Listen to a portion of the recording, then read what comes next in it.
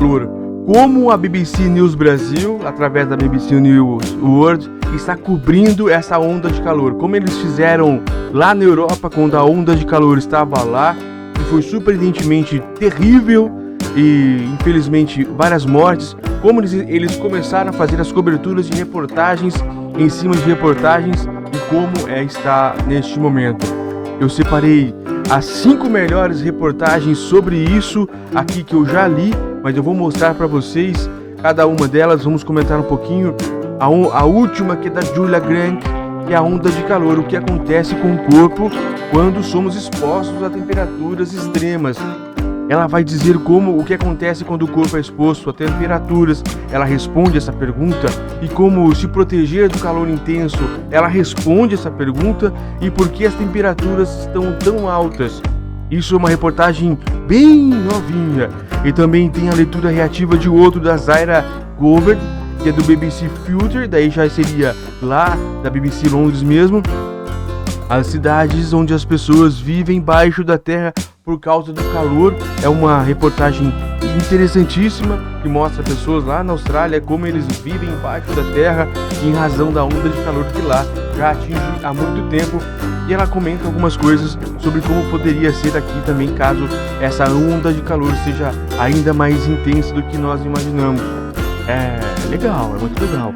E depois a técnica ancestral dos chineses, como que os chineses fazem aí com as casas para arejar a casa da melhor forma possível e que eles evitam até a construção de casas com ar-condicionado. Isso da antiguidade, umas casas antigas, eles falam sobre casas antigas, mas também dizem como eles estão fazendo agora, este ano, que quando a sensação de frescura natural da casa das pessoas no verão fica muito mais refrescante e difícil de encontrar no mundo moderno. E como eles fazem para fazer essas casas ainda hoje. E lá também, uma das primeiras reportagens, ela fala, a BBC, essa vai ser a primeira que eu vou colocar aqui, porque foi a primeira leitura, isso já vem antes de começar no Brasil, quando estava ainda frio no Brasil. Eles falam sobre a maior onda de calor da história da Europa, chegará no Brasil em alguns meses. Você está preparado? Então eles falam como que estava na Europa e que acabou chegando de fato no Brasil. Isso é científico, então sendo científico a gente tem noção que vai acontecer, infelizmente, pela ciência, pelo movimento de translação da Terra. E por último e quinto é a perigosa mudança que pode transformar a Antártida de geleira em aquecedor do planeta. Vamos falar da instabilidade da Antártida e que está prestes a se transformar em que é uma geladeira aqui do mundo, mas que pode se transformar no verdadeiro aquecedor. Uma reportagem também da BBC Filter ou da Conversation, que é simplesmente sensacional e vocês têm que acompanhar aqui conosco. E vai começar a partir de agora as 5 reportagens com dicas de saúde, de utilidade pública e de muita informação científica. 4 fatos que revelam a magnitude das novas ondas de calor pelo mundo. Aqui no Brasil, onde eu estou, por acaso, está um pouco frio, mas na Europa as coisas já estão bem ruins. De acordo com a translação, a rotação da Terra em razão do Sol, é claro, todo mundo sabe disso. Mas logo aqui no Brasil vamos nos preocupando porque ficará bem calor. Então vamos primeiramente aproveitar o frio que está aqui, que provavelmente depois de 2 anos não haverá. Antes de 2 anos, melhor dizendo, não haverá novas ondas de tão frio assim, porque os raios solares atingiram. Começando, olha só, este jovem calor na Itália pode quebrar recordes continentais. Segundo especialistas, redação BBC New World, do mundo, né? Há 3 horas, hoje é dia 18 de julho de 2023. O mundo sofre cada vez mais com os efeitos das ondas de calor extremo, algo que jamais era alertado por cientistas há alguns anos. Especialistas dizem que os recordes de temperatura quebrados nas últimas semanas durante o verão no hemisfério norte, embora tenham sido projetados, chegaram, na verdade deve ter sido mais rápido do que o esperado e mantém os governos da região em alerta. Abre aspas, estamos entrando em um terreno desconhecido, divulgou Na semana passada, a Organização Meteorológica Internacional, dias após as observações das maiores temperaturas da história. Maiores temperaturas da história, olha como tá quente.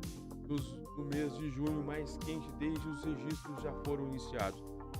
Nossa, olha só a primeira pausa. Olha a magnitude dessa informação e a dificuldade também. Não é a 40, lembra quando nós temos, foi uma onda de chuvas há mais de 40 anos, ou isso há mais de 30. Não, é da história. Nunca se teve tanto calor na história. Então isso é um pouco preocupante, para não dizer muito. Segundo a Hannah Clough, pesquisadora de mudanças climáticas da Universidade de Reading, no Reino Unido, o cenário é muito assustador. Segundo ela, o calor extremo não dá trégua no hemisfério norte e pode ter consequências fatais se a população não tomar as devidas medidas de proteção. Então vamos lá, quais são as medidas de proteção que lá eles precisam ter e que nós vamos ter que ter aqui? Vamos encarar a realidade. Isso vai chegar. Dentro de alguns meses começa o verão, a translação ao movimento da Terra diante do Sol. Isso vai colocar a gente em exposição maior ao Sol. Então vamos saber quais são o que a gente precisa saber. Eu acho que ela alarmante, mas a gente precisa ter os caminhos e se lá acontecendo, aqui também vai. Então nós vamos fazer o que? Nós vamos nos preparar. Só na Europa, cerca de 61 mil pessoas morreram com a onda de calor que ocorreu no ano passado, disse a especialista BBC. Atualmente existem alertas de calor em toda a Europa, Ásia e Estados Unidos para dezenas de milhões de pessoas. A situação atual, observa Clough, parece estar saindo do controle. As ondas de calor atribuídas às mudanças climáticas e ao fenômeno El Niño que se desenvolve no Pacífico provavelmente continuarão a piorar. Nesta reportagem você confere 4 fatos extremos relacionados às ondas de calor que atingem boa parte do planeta atualmente. 1. China registra temperaturas mais altas. Aí uma imagem de uma chinesa, uma região da China que lutava contra o frio extremo agora enfrenta uma onda de calor. A gente nunca tem paz, né? Apenas alguns meses atrás, várias regiões do norte da China estavam lutando contra um frio extremo com temperaturas abaixo de 50 graus. No domingo 16/7, o quadro foi totalmente diferente. Em Xinjiang, no remoto e árido nordeste do gigante asiático, foram registradas temperaturas de 52 graus. É menos 50, depois é mais 50. Isso é fora do comum. É inacreditável. Segundo a mídia estatal, é a temperatura mais alta já registrada no local. Espera-se que o calor extremo se estenda por pelo menos mais 5 dias nessa região. O recorde anterior na China em 2015 era de 50 graus e 3. Então é mais. O escaldante sul dos Estados Unidos. Turistas chegam ao Vale da Morte nos Estados Unidos com a previsão de que o recorde histórico de calor fosse superado. Quase um quarto da população dos Estados Unidos está sob alerta de calor extremo. Em El Paso, no Texas, as temperaturas ficaram acima de 38 graus por 32 dias consecutivos, superando o recorde anterior de 20. Além disso, os cientistas estão preocupados que as temperaturas no Arizona nem cheguem a cair durante a noite. No estado, a previsão é de que o termômetro não fique abaixo dos 32 graus quando o sol se... A temperatura média de julho do último ano, do último século no Arizona, à noite foi de 18 graus. Olha a diferença, 32 para 18. É muita coisa, é mais que o dobro. No Vale da Morte, na Califórnia, o recorde de calor já registrado na Terra pode ser quebrado. No domingo 16/7, a temperatura no local atingiu 53 graus. Isso gerou um enorme fluxo de turistas ao local que esperavam a quebra de marca de 56 registradas em 1913.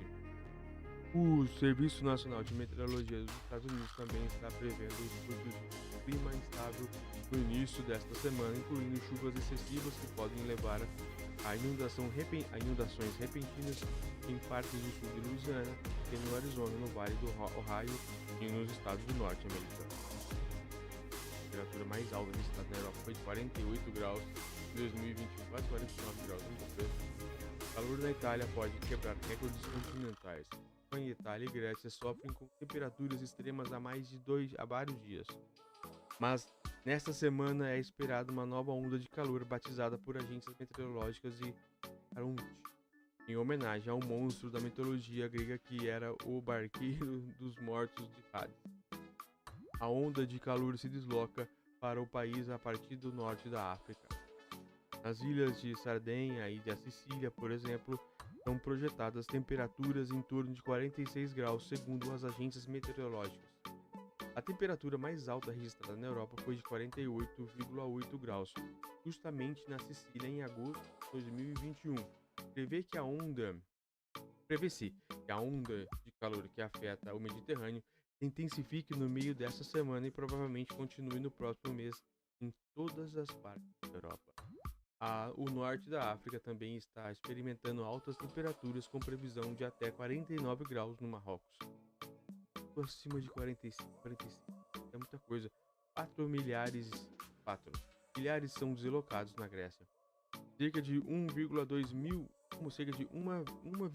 crianças foram retiradas de um acampamento de verão na cidade costeira grega Loutratak, na Grécia, depois que um incêndio florestal começou devido ao tempo seco. Enquanto isso, a polícia prendeu um homem suspeito de iniciar outro incêndio em Kovahara, ao sudeste de Atenas. O serviço meteorológico grego alertou que os riscos de novos incêndios continuam altos. Dezenas de pessoas tiveram de abandonar suas próprias casas, assistidas pelas equipes de serviços de emergência. O governo grego declarou que aquelas cujas casas foram afetadas pelos incêndios podem se hospedar em hotéis. Aquiles, né? Ana Plachou, dona de uma casa em Kovahara, disse à agência de notícias Reuters que, embora seu lar ainda não estivesse em chamas, havia muitas frentes de incêndios e nenhum sinal dos bombeiros. Os incêndios florestais foram alimentados por ventos fortes, com centenas de bombeiros lutando para conter a propagação das chamas. Olha a dificuldade, então, das grandes mesmo ondas de calor, temperaturas de 48, 45 graus na Europa, e que logo chegará ao Brasil, que a gente tem que começar já a se precaver, a já saber como é que vai ser, porque isso não é só coisa que acontece lá, isso são coisas que lá acontecem em razão do formato da Terra e o movimento da Terra perante o Sol, e logo a Terra vai fazer um novo movimento e vai ficar mais perto do Sol, a parte do hemisfério sul, isso fazendo com que a onda de calor seja aqui o denominado verão, e então a onda de calor virá para cá. E aí, como você está se prevenindo para isso? Preste atenção. A onda de calor. O que acontece com o corpo quando somos expostos a temperaturas extremas? Olha o tamanho desse artigo, como é importante a onda de calor que chegou no Brasil. Como nós tínhamos dito há algum tempo atrás, que era lógico se na Europa, no hemisfério norte do mundo, estava até esse tempo atrás com fortes ondas de calor. Agora, com o movimento de translação da Terra ao redor do Sol, nós iríamos ter a quase inversão. Lá começa inverno, aqui iria começar a esquentar, e então a onda de calor também a mesma, com mais raios solares, com mais ondas solares, digamos assim, diante de algumas explosões ali no Sol. Então, acontece que nós também vamos ter essa grande sensação de calor agora aqui no Brasil. Então, nós vamos ler então hoje essa onda de calor que acontece com o corpo quando somos expostos a temperaturas extremas. Quem será que escreveu? Deixa eu dar uma olhada. Julia Granchi. Então acredito que Julia Granchi seria, na verdade, por ser Julia, é italiana. Granchi, Granchigula. Granchi, Julia Granchi. É o Twitter dela, da BBC Londres, Brasil, em Londres, no caso. Eu sei quem é essa moça. Na verdade, é uma moça morena muito bonita. Eu lembrei de quem é. Já li algumas reportagens dela. Inclusive comecei a segui-la no Twitter esses dias. Vamos lá, ela é muito inteligente. Agora eu também entendi por que ela... Tanta exposição de animais mortos ali em razão de calor. É uma moça que se preocupa muito com a saúde animal, que também é importante. Nós devemos ter empatia por todo tipo de ser vivo. Então, sem delongas, vamos ler aqui a onda de calor que acontece com o corpo quando somos expostos a temperaturas extremas. A Julia Grank, da BBC News Brasil em Londres, dia 19 de setembro de 2023, ou seja, um artigo muito novo. Uma massa de ar excepcionalmente quente deve fazer com que o Brasil enfrente temperaturas mais altas que o normal. De acordo com a empresa de meteorologia Metsu, as previsões indicam que as temperaturas previstas para esta semana e a próxima deverão superar consideravelmente as médias históricas de temperatura máxima em todas as 5 regiões do país, com um alto potencial para quebra de recordes. Olha que complicado. Olha que complicado, e é importante ler uns artigos científicos iguais a esse da Julia, porque assim nós temos uma noção de como nos prevenir. E não há como, isso não é previsão do tempo. Isso, como eu disse no começo, isso é lógica, isso é intuição também, claro. Se ocorreu em um lugar, no outro também. Mais que intuição, isso é dedução por equipamentos científicos. Então, vamos continuar a leitura. No Mato Grosso e Mato Grosso do Sul, estados que devem ser mais afetados, é possível que os termômetros marquem 45 graus. É alto.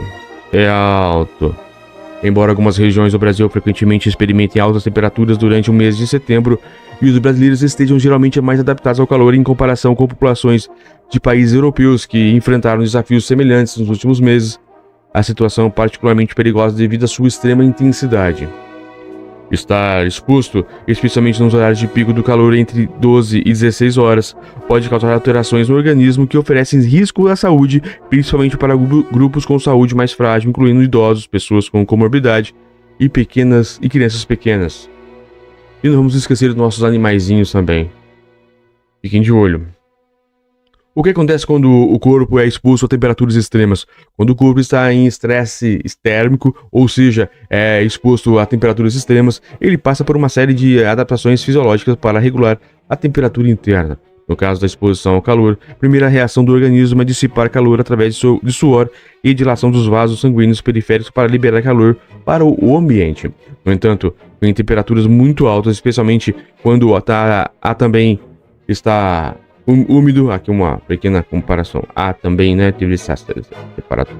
O mecanismo do resfriamento do suor pode se tornar ineficaz, levando ao superaquecimento corporal, insolação e possíveis danos aos órgãos. Como o calor afeta o corpo, aqui é uma imagem que ela colocou no seu artigo, uma imagem muito legal. Fonte Serviço Nacional de Saúde, em inglês, HNS aqui. Como fica o corpo humano nas tonturas, na cabeça, a frequência cardíaca aumenta à medida que o corpo trabalha mais, erupções cutâneas à medida que o corpo perde calor da pele, a pele produz suor, enfim, outras coisas. Vamos lá. Abre aspas. Quando estamos expostos a temperaturas muito mais elevadas, ocorrem adaptações no nosso corpo. A frequência cardíaca aumenta com um mecanismo compensatório, assim como a pressão arterial. Explica Lucas Albanaz, clínico geral, coordenador da Clínica Médica do Hospital Santa Lúcia de Brasília e mestre em ciências médicas. Outro risco eletromédico é a desidratação devido ao aumento de sudorese. Olha, nem sei o que significa, mas vamos ver. A depender da temperatura completa o médico Alexander Daut, os sinais vão de cãibra por falta de eletrolitos eliminados no suor e sede intensa e fadiga. Abre aspas. Outros sintomas são mais graves, como tontura, náuseas ou vômitos também podem aparecer. Se a pessoa não conseguir aliviar esse calor, o quadro pode evoluir para um choque térmico com convulsão mental, convulsões e seguido por falência de múltiplos órgãos e óbito. Muitas pessoas morreram lá fora, viu? Infelizmente, que não tiveram o cuidado. Explica ele que é coordenador do Núcleo de Medicina de Estilo de Vida Hospital Moinhos de Vento em Porto Alegre.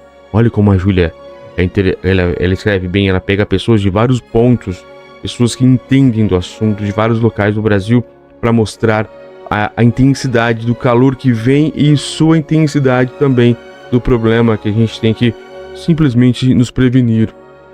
Agora, continuando a leitura. De acordo com o relatório do The Lancet, nos últimos 20 anos, o aumento da mortalidade relacionado com o calor excessivo em pessoas com mais de 65 anos aumentou em 53,7%. Apenas na Europa, em 2022, ocorreram 61.677 mortes atribuíveis ao calor entre 30 de maio e 4 de setembro de 2022, segundo uma análise recente publicada do Nature Medicine. Os riscos são maiores quando pessoas com comorbidades, pessoas idosas, especialmente aquelas com saúde fragilizada, crianças, por estarem com o organismo em formação, trabalhadores que precisam se expor ao sol, como vendedores ambulantes, e aqueles que fazem uso de medicações que por algum motivo se tornem mais vulneráveis ao calor. Abre aspas. É o caso dos pacientes que tomam remédio diuréticos, por exemplo. Eles naturalmente já perdem mais água e precisam de cuidado extra como hidratação, aponta Down. Como se proteger do calor intenso? Aqui começa a parte defensiva, muito legal. Abre aspas. A palavra de ordem é hidratação, que deve ser feita principalmente pela ingestão de líquidos, também indicado hidratar a pele, como com cremes, as narinas com soro fisiológico e os olhos com colírio. Essas partes do corpo também são afetadas, diz Albanas. Abaixo destacamos dicas oferecidas pelos especialistas consultados na reportagem e divulgadas pela OMS, a Organização Mundial de Saúde. Vamos lá para as dicas. Preste atenção, anote. Mantenha sua casa fresca. Tente manter a temperatura abaixo de 32 graus durante o dia e 24 à noite, especialmente para crianças, idosos, pessoas com problemas de saúde crônicos. Use o ar noturno para resfriar sua casa, abrindo janelas e persianas durante a noite. Reduza a carga de calor interna fechando as janelas expostas ao sol, desligando os dispositivos elétricos e pendurando cortinas. Evite o calor. Procure os lugares mais frescos da casa, especialmente à noite. Se a sua casa não estiver fresca, passe algumas horas por dia em locais com ar condicionado, como edifícios públicos. Evite sair durante as horas mais quentes do dia e atividades físicas estudantes. O que ela disse aqui, ó? Essa frase aqui eu quero enfatizar um pouco mais. Se sua casa não estiver fresca, passe algumas horas por dia em locais com ar condicionado, como edifícios públicos. Isso é muito importante, mas é muito importante mesmo. Parece bobeira a princípio, mas quando vem de um estudo lá da Europa, que foi pesado, 45 até 50 graus em alguns locais ali nos Estados Unidos chegou. E se aqui vier essa onda de calor de 40, 42 graus também, é importante vocês também procurarem algum local durante alguns dias, durante algumas horas do dia, para se refrescarem, porque se você ficar muito exposto a esse calor intenso durante alguns dias, isso, como nós estamos dizendo, não é brincadeira, não é simplesmente uma brincadeira de verão ou um calor ali acolá, é um calor mais intenso, como a Julia está nos dizendo do que ela viveu, sabe, da BBC Londres, em Brasil, lá, Rio de Londres, aqui no Brasil. Então ela entendeu, ela sabe o que a coisa é ruim, que não é brincadeira essa onda de calor que está chegando. Inclusive eu até já fiz um vídeo sobre a intensidade maior dos raios solares em razão de algumas erupções internas do Sol, né, nucleares, enfim. Vamos lá. Mantenha-se hidratado e fresco, tome banhos frios e use compressas frias para aliviar o calor. Vista as roupas leves e largas, incluindo chapéus e óculos de sol. Beba água regularmente e evite o álcool e cafeína, que contribuem para a desidratação. Desculpa aqui, mas é difícil, viu? Essa parte aqui, evite álcool e cafeína, para mim não funciona. Principalmente cafeína. Dicas para ajudar a manter a sua casa fresca. Limite o uso do fogão e forno. Ventiladores elétricos podem proporcionar um alívio. Se possível, deixe as janelas abertas durante a noite. Ajude os outros. Verifique familiares, amigos e vizinhos vulneráveis. Certifique-se de que todos da sua família saibam o que fazer em caso de calor extremo. Compartilhe esse vídeo. Entre na BBC Brasil, compartilhe essa matéria com outras pessoas. Que isso você já está fazendo, que você certifique todos, sabe, do calor extremo. Se tiver mais animais domésticos, evite passeios nos horários mais quentes. Esse é o mínimo, né?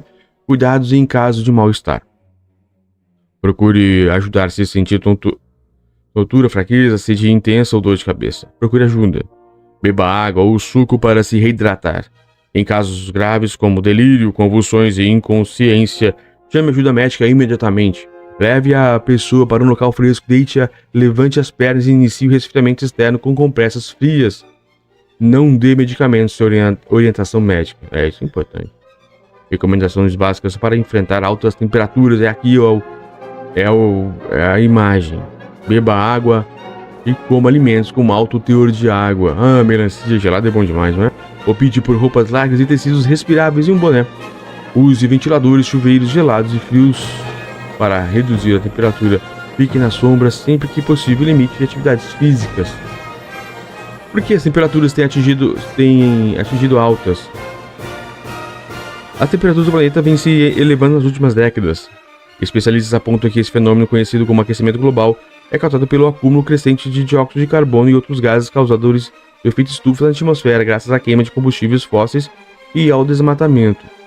Quanto maior a quantidade de dióxido de carbono e outros gases na atmosfera, pior o impacto para a vida na Terra. Esses gases são responsáveis por absorver a radiação solar refletida pela superfície do planeta, o que faz com que o calor fique retido na atmosfera. Assim, o mundo fica cada vez mais quente, acelerando mudanças climáticas e aumentando os riscos e eventos climáticos extremos, como ondas de calor intensas vistas agora no hemisfério norte, além de incêndios naturais, monções e enchentes. Com as temperaturas aumentando em toda a Terra, há, segundo especialistas, duas palavras de ordem: mitigação e adaptação. A mitigação envolve medidas ao longo prazo para proteger o planeta. Na edição de 2022 da Conferência das Partes, encontro da Convenção Quadro das Nações Unidas sobre Mudanças do Clima, a COP26, quase 200 países assinaram o compromisso de tentar garantir o cumprimento da meta de limitar o aquecimento global a 1,5 graus. É muito, parece pouco, mas é muito, viu? O objetivo do acordo é reduzir as emissões muito rapidamente, diminuindo-as em 50% até 2030, e alcançar emissões líquidas zeradas dos gases de efeito estufa antes da metade do século, seguindo pela remoção significativa do dióxido de carbono da atmosfera na segunda metade do século. No entanto, não estamos caminhando nessa direção, pois as emissões de 2022 foram as mais altas registradas desde o século XVIII, com a evolução industrial principalmente crescendo muito nos últimos 50 a 60 anos em todo o mundo. Avaliou o climatologista Carlos Nobre, ex-presidente do painel brasileiro de mudanças climáticas e doutor em meteorologia em Massachusetts Institute Technology, MIT, dos Estados Unidos, em uma reportagem da BBC News Brasil publicada em julho. Fecha aspas. Abre aspas novamente e por final. Portanto, a situação do clima é extremamente arriscada, mesmo que tenhamos sucesso total no Acordo de Paris, acordo prévio aperfeiçoado na COP 2020, isso mesmo. Muito bem, Julia. Legal, parabéns à BBC Brasil por essa grande reportagem. Eu só faço como físico, né, estudante de física, eu só faço uma pequena avaliação a mais, pouca coisa, para dizer que também o Sol passou recentemente por grandes explosões nucleares internas, que aumentou os seus raios. Inclusive, há a previsão de termos aí uma pequena complicação na internet, algumas coisas assim, diante da radiação solar estar um pouco mais elevada do que o normal, mas claro que 90% dessa onda de calor é causada por tudo isso que brilhantemente a Julia escreveu aqui na BBC, que é o aquecimento global causado pelo próprio ser humano. Então, somando um ao outro, nós temos ondas de calor chegando no Brasil e em todo o hemisfério sul, que são preocupantes, e tudo isso que eu disse agora são fatos, e que devemos ter muita atenção para não nos prejudicarmos ainda mais com o clima na Terra. Um abraço. E isso existe. Olha só, a cidade onde as pessoas vivem embaixo da terra por causa do calor. Isso existe, eu jamais imaginaria que é verdade. Eu passei os olhos apenas aqui para ver se isso é uma ficção ou uma pegadinha, mas isso existe. Da BBC News Brasil, aonde as pessoas vivem embaixo da terra por causa do calor. Olha que sensacional essa, para começar bem a semana. Danger. Keep out. Keep deep mind. Coober Pedy é o nome da cidade. É uma cidade incomum no sul da Austrália, onde tudo é subterrâneo, de igrejas a locais de acampamento. Meu Jesus amado. A matéria é de Zaria Govert, BBC Future. Nossa, sensacional. Eu fico empolgado em ler uma matéria dessa, porque olha que o tamanho disso, a magnitude diante do calor extensivo que está vindo das ondas solares que estão tendo Não sei se vocês sabem, mas algumas explosões nucleares lá no Sol, muito grandes, estão acontecendo e as ondas, nossa, vêm para nós, acaba gerando instabilidade nas nossas comunicações, mas também o calor excessivo, o aquecimento global e todo mundo e tudo isso. Então, olha o Mad Max chegando, dia 20 de agosto de 2023, ou seja, é novinho. Começando a leitura com pitacos, pra gente ficar informado. Vamos lá. Na longa estrada rumo ao centro da Austrália, 848 km ao norte das planícies costeiras de Adelaide, surgem enigmáticas pirâmides de areia. Olha como é que começa esse artigo. Em torno delas, o cenário é totalmente desolado. Uma extensão sem fim de poeira rosa salmão, ocasionalmente salpicada de teimosos arbustos. Isso é coisa de filme mesmo, né? No entanto, à medida que você avança pela rodovia, surgem outras construções misteriosas similares. Montes de terra clara, espalhados aleatoriamente como monumentos esquecidos há muito tempo. E, de vez em quando, tubos brancos se elevam do solo ao lado das construções. Esses são os primeiros sinais de Coober Pedy, uma cidade de mineradores de opala com cerca de 2,5 mil habitantes. Muitos dos pequenos picos da região são resíduos do solo gerados após décadas de mineração, mas também são os sinais de outras características do local. As moradias são subterrâneas. Olha só que artigo legal. Neste canto do mundo, 60% da população vive em casas construídas nas rochas de arenito e siltito, ricas em ferro da região. Em alguns locais, os únicos sinais de moradia são os postos de ventilação que se erguem até o chão e o excesso do solo acumulado perto das entradas das casas. Olha que legal, diferente. No inverno, esse estilo de vida pode parecer apenas excêntrico, mas no verão, Coober Pedy, abre aspas, o homem branco em um buraco. Tradução, homem branco em um buraco. Em tradução livre de uma expressão aborígene australiana, não requer explicações. O local atinge 52 graus e uma temperatura tão alta que faz com que os pássaros caiam do céu e os aparelhos eletrônicos precisam ser guardados no refrigerador. Nossa Senhora! E, em 2023, esse costume parece ter sido mais profético do que nunca, como eu estava agora há pouco falando. Para quem nos acompanha com as imagens, olha só como está. Legal. Andar a pé no deserto perto de Coober Pedy pode ser perigoso. O terreno é salpicado de poços de mineração abandonados. Vamos lá. Artigo bom hoje, hein? Em julho, a cidade de Chongqing, no sudoeste da China, precisou abrir seus abrigos antiaéreos, construídos em meio a bombardeios em larga escala do Japão durante a Segunda Guerra Mundial, para proteger os cidadãos contra uma ameaça muito diferente, um surto de calor de mais de 35 graus que durou 10 dias. Outros se refugiaram em restaurantes e em cavernas que são populares da cidade. Nossa, como tá difícil a vida na Terra. Enquanto a intensa onda de calor prossegue em algumas regiões, com temperaturas que nem os cactos conseguem suportar, e os incêndios florestais dizimam grandes áreas do mundo, o que podemos aprender com os moradores de Coober Pedy? Nossa, tudo, né? Está se espalhando mesmo essa temperatura gigantesca, enquanto alguns líderes teimam em dizer que isso não existe. Longa história, ao tópico.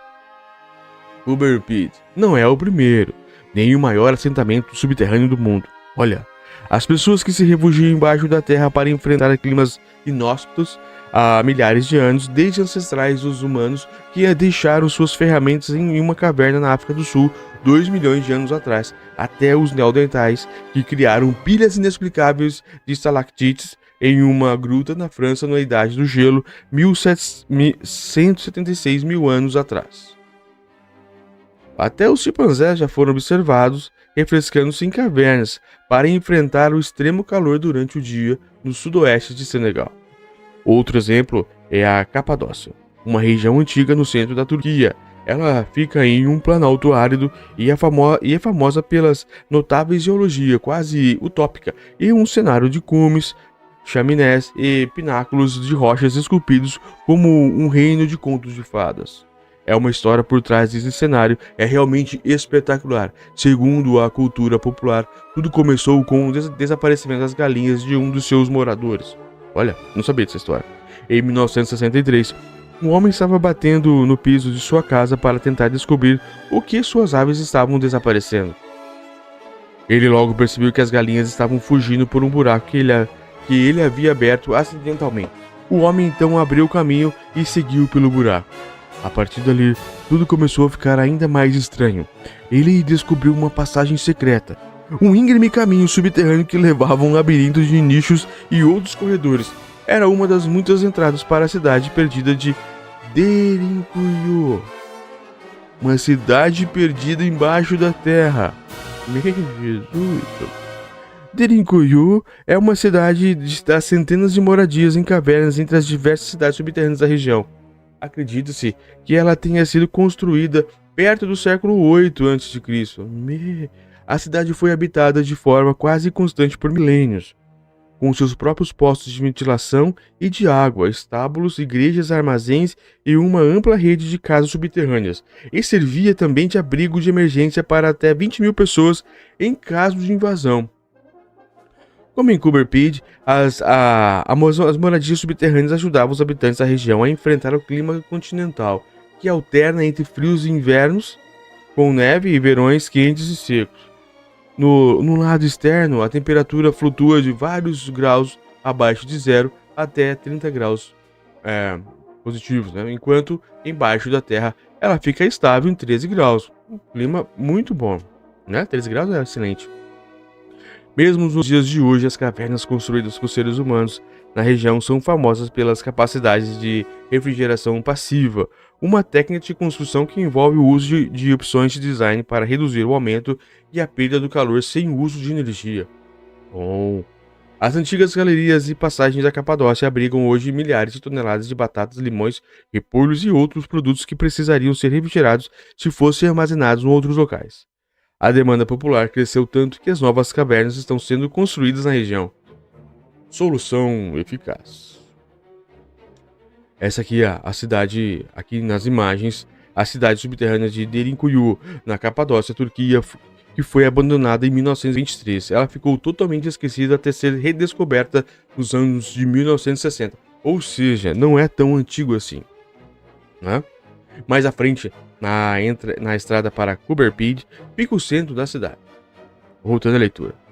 À primeira vista, ela pode ser confundida com um assentamento comum da região desértica que compõe o chamado Outback australiano. As ruas são cor-de-rosa devido à poeira e existem restaurantes, bares, supermercados, postos de gasolina, etc.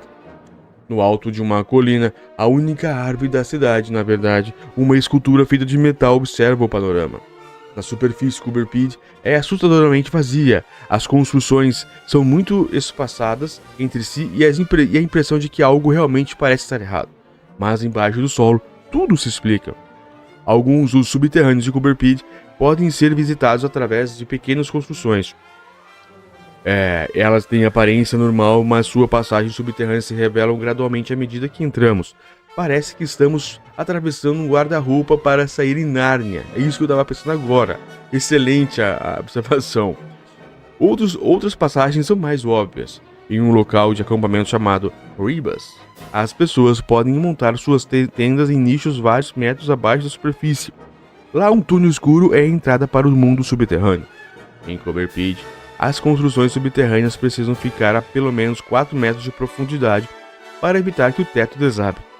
Embaixo daquele enorme volume de rocha, a temperatura é sempre agradável, 23 graus. Também é boa. 13 eu prefiro, mas 23 também tá tranquilo. As pessoas que moram acima do solo precisam suportar versões extremamente quentes e noites frias de inverno com temperaturas que costumam cair entre 2 e menos 3 graus. Mas as casas subterrâneas mantêm a temperatura ambiente perfeita de 24 horas por dia. O ano inteiro. Boa, é isso. Além do conforto, outra importante vantagem de morar embaixo da terra é a economia. Coober Pedy gera toda a eletricidade que consome, 70% dela de origem eólica e solar, mas ligar o ar-condicionado muitas vezes é caro e impraticável. Para viver acima do solo, você paga uma verdadeira fortuna pelo aquecimento e refrigeração, já que muitas vezes faz mais de 50 graus no verão, afirma John Wright, o morador local que administra Ribas. Por outro lado, muitas casas subterrâneas de Cooper Pedy são relativamente baratas. Em um recente leilão, o preço médio das casas de 3 quartos foi cerca de 40 mil dólares australianos, cerca de 120 mil reais. Muitas dessas propriedades eram extremamente básicas ou precisavam de reforma, mas existe uma grande diferença entre esses valores e os praticados na cidade grande mais próximas, Adelaide. Lá, o preço médio das residências é de 700 mil dólares australianos, ou cerca de 2,25 milhões de reais. E as casas subterrâneas oferecem outros benefícios. Um deles é que não há insetos. Abre aspas. Quando você chega à porta, as moscas saem das suas costas. Elas não querem entrar no escuro e no frio, conta Wright. E também não há poluição sonora luminosa embaixo da terra. Olha, ficando interessante, viu? Curiosamente, o estilo de vida subterrâneo também pode oferecer alguma proteção contra terremotos. Wright descreve que os tremores de terra na região produzem um ruído vibrante que aumenta e passa através do subterrâneo até o outro lado. Abre aspas. Tivemos 2 terremotos desde que eu me mudei para cá e nunca sequer me abalei, ele conta. Mas o nível de segurança das estruturas subterrâneas durante atividades sísmicas depende inteiramente do seu tamanho, complexidade e profundidade. Tópico. Configuração ideal. A questão é que se as casas subterrâneas poderiam ajudar as pessoas a combater os efeitos das mudanças climáticas em outros lugares do planeta. E por que elas são tão poucas? Pergunta. Tudo, aqui na BBC é tudo perguntado, tudo muito bem explicado, né? Existem diversas razões que explicam a praticidade única da construção subterrânea em Cooper Pedy. A primeira são as rochas da região.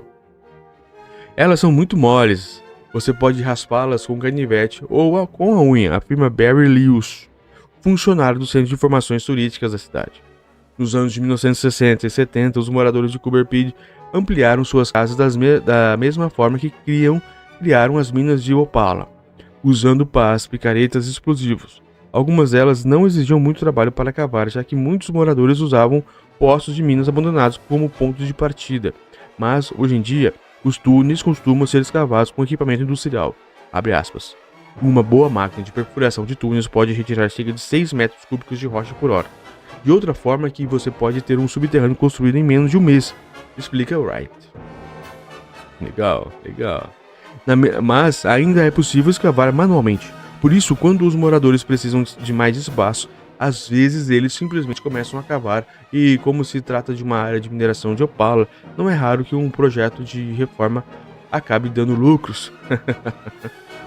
Já houve um homem que encontrou uma gema grande saindo da parede enquanto instalava um chuveiro, e durante uma obra de ampliação, um hotel local descobriu opalas no valor de 1,5 milhão de dólares australianos, cerca de 4,8 milhões de reais.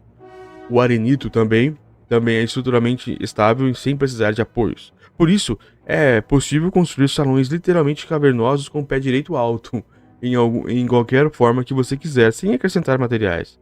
Na verdade, a construção de túneis em Cooper Pedy é tão simples que muitos moradores têm casas de luxo sofisticadas, com piscinas subterrâneas, salões de jogos, grandes banheiros e salas de estar de alto padrão. Um morador local chegou a descrever sua casa como um castelo com 50 mil tijolos aparentes e portas em arco em todos os quartos. Abre aspas.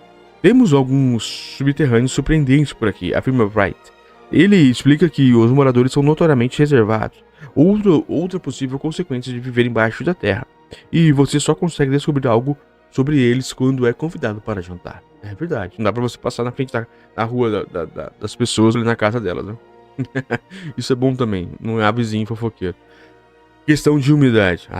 Olha o problema. Pode ser que sim. Mas os banquetes de Cooper Pedy seriam impossíveis em outro lugar. A umidade é um grande desafio para qualquer estrutura subterrânea.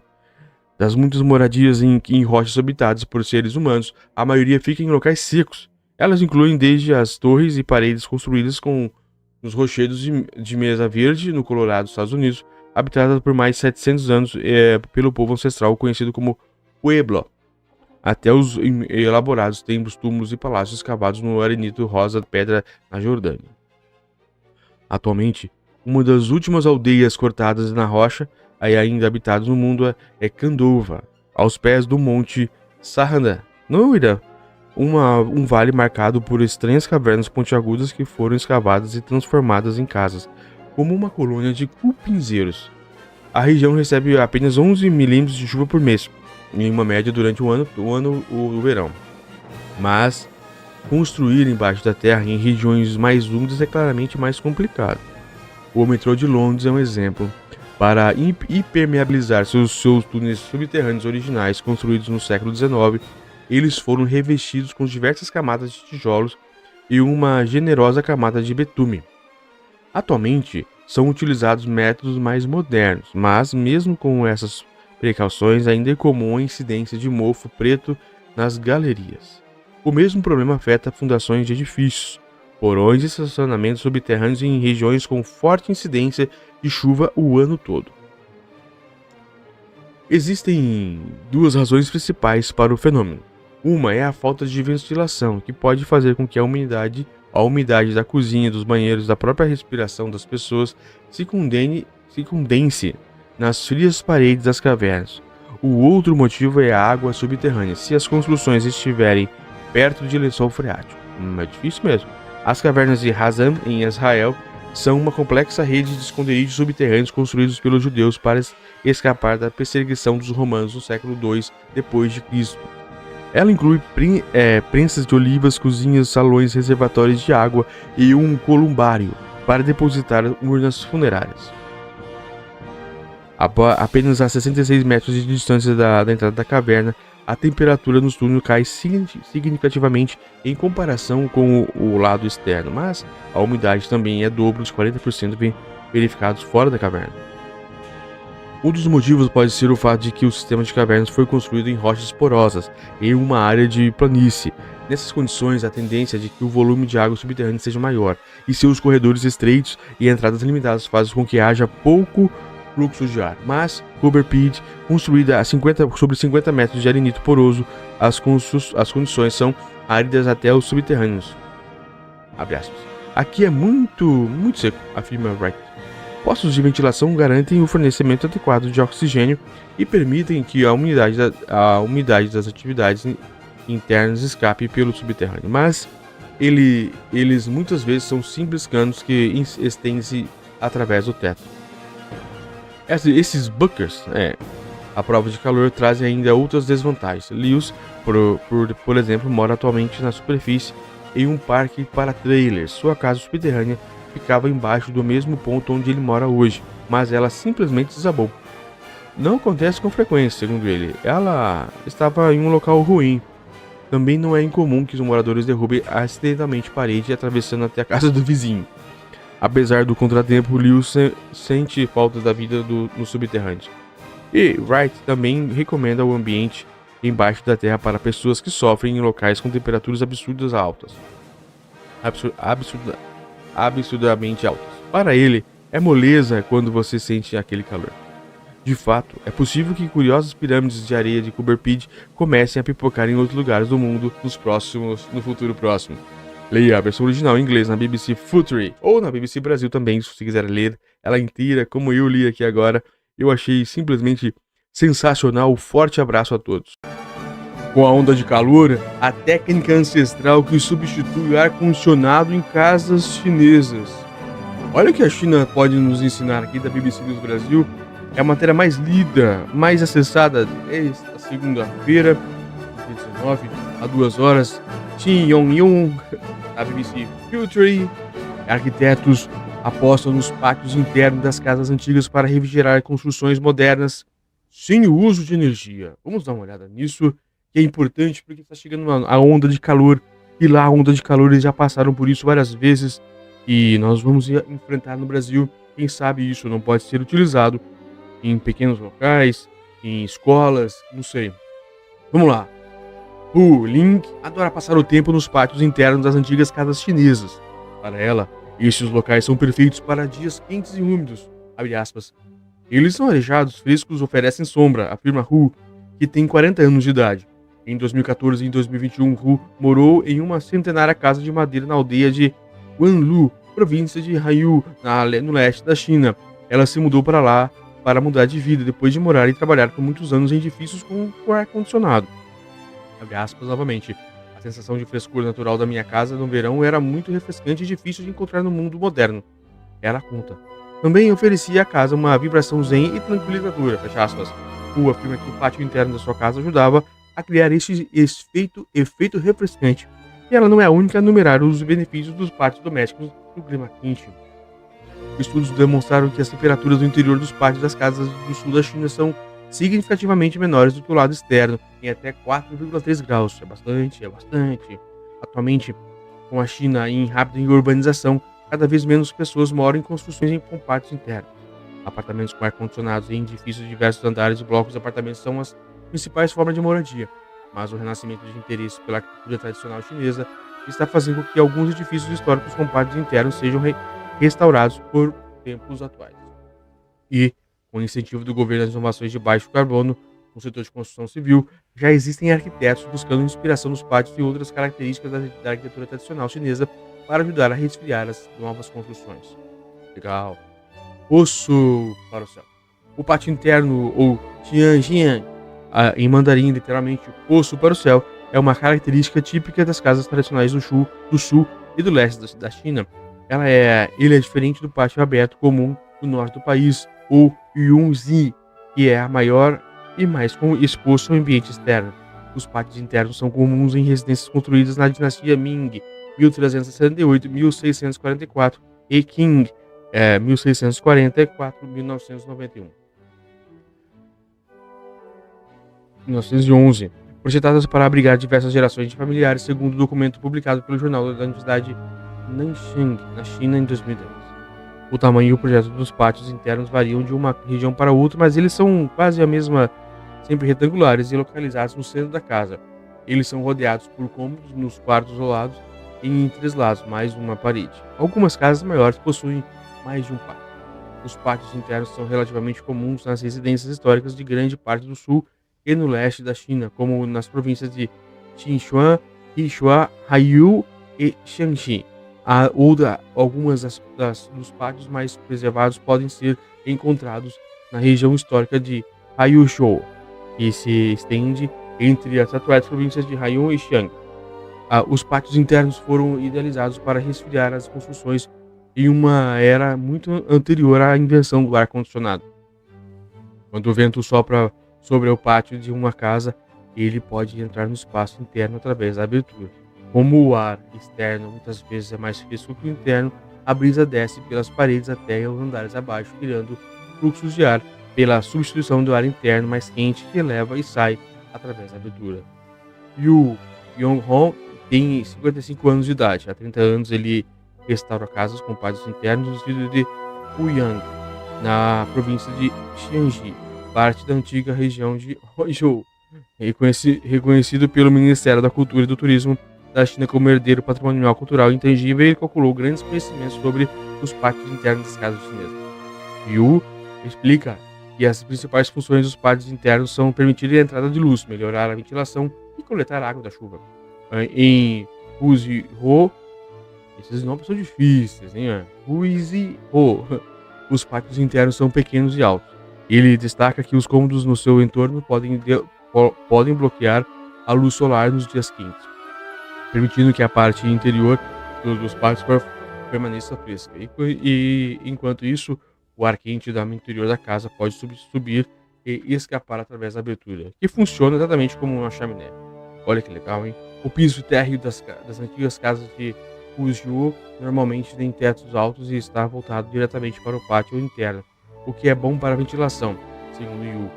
Algumas famílias ricas tinham 2 ou até 3 pátios, o que oferecia ventilação ainda maior.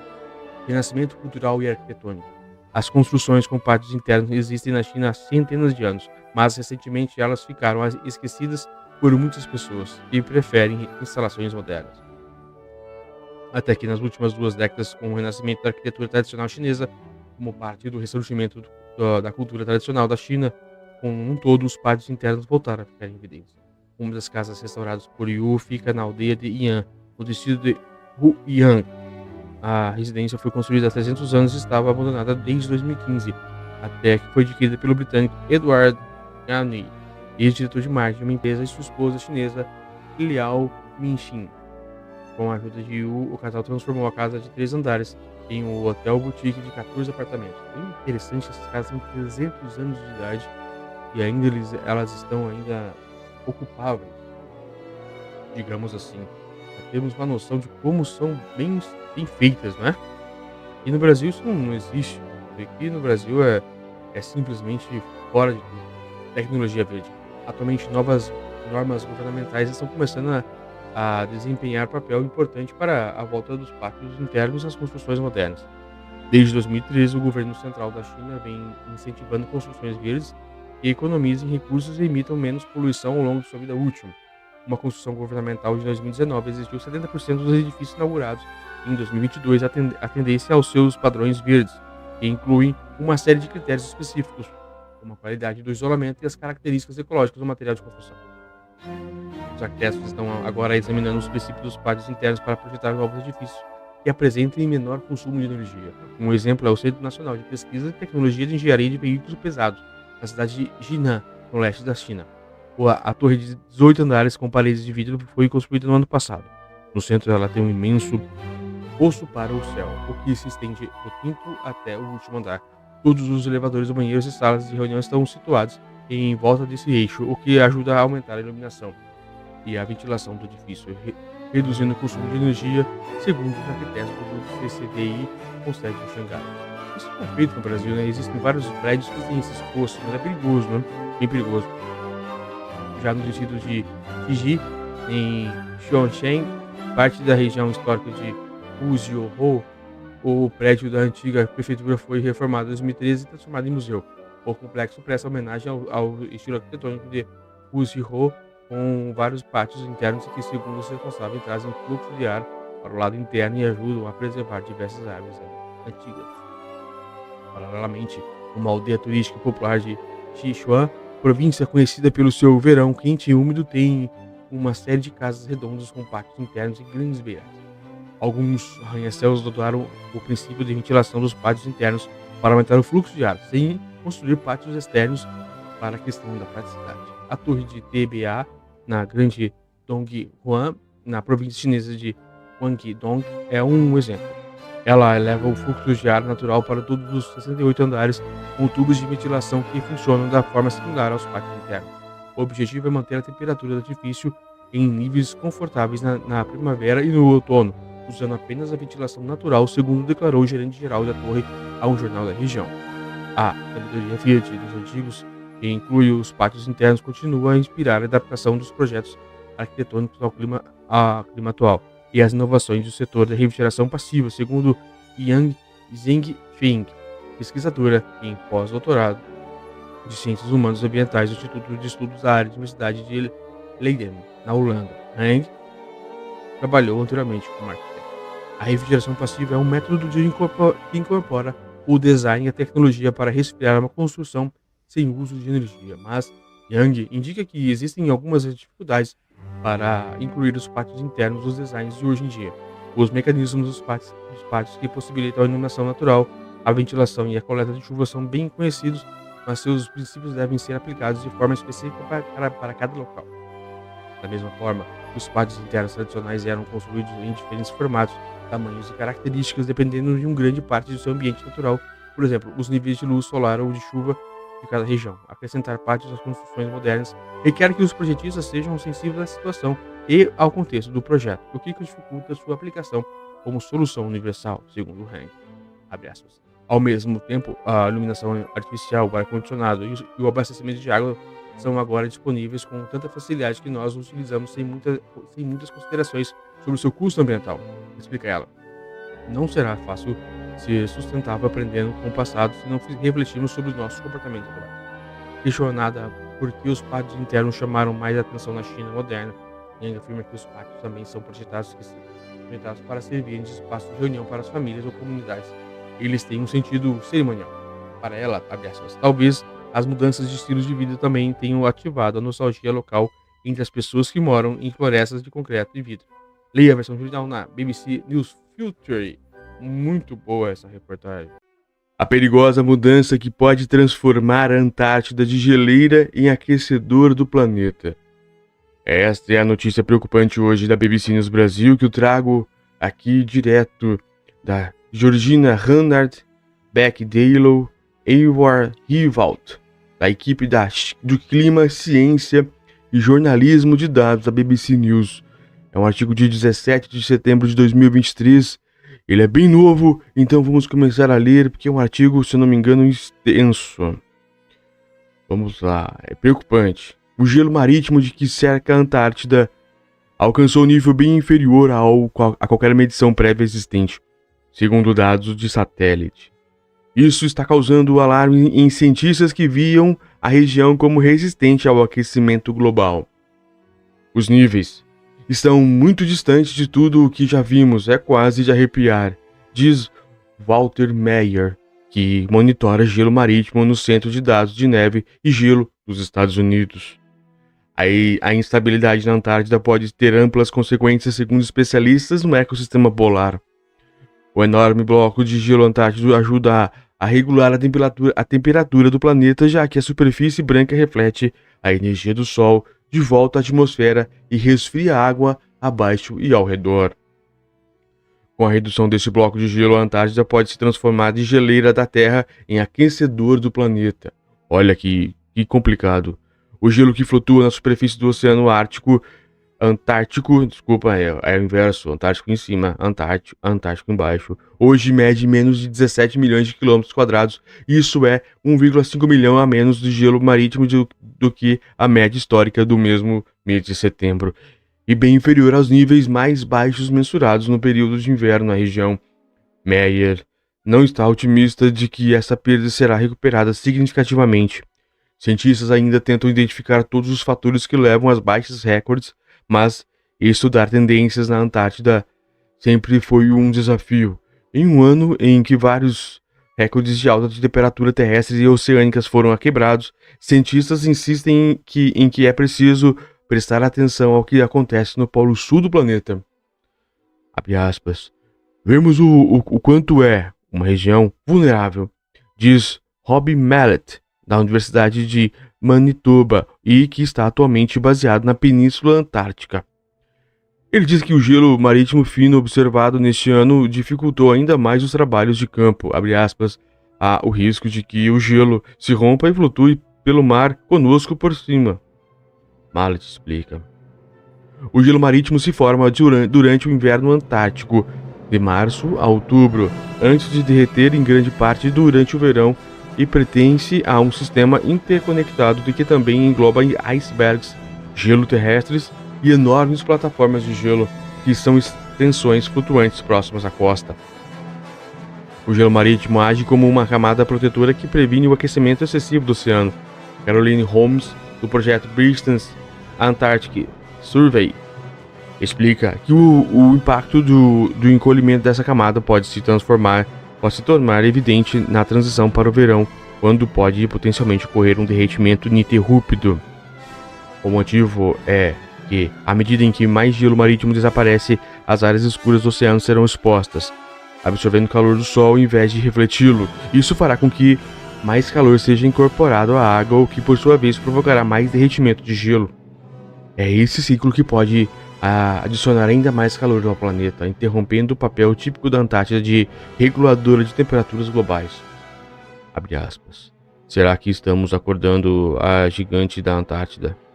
Questionando o professor Martin Sigart, especialista em glacial de Universidade de Exeter, no Reino Unido, seria, segundo ele, um desastre absoluto para o mundo. Desde os anos 1990, a perda de gelo terrestre na Antártida já contribui para o aumento de 7,2 milímetros nos níveis dos mares. E mesmo os pequenos incrementos produzem enormes tempestades que podem varrer comunidades costeiras, ou seja, o derretimento de gelo marítimo pode, em tese, ser catastrófico para milhões de pessoas ao redor do mundo.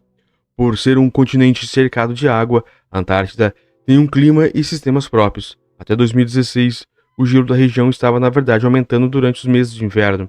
No entanto, uma onda de calor extremo atingiu o continente em março de 2022, deixando as temperaturas na casa de menos 10 graus, quando elas deveriam estar por volta de menos 50 graus.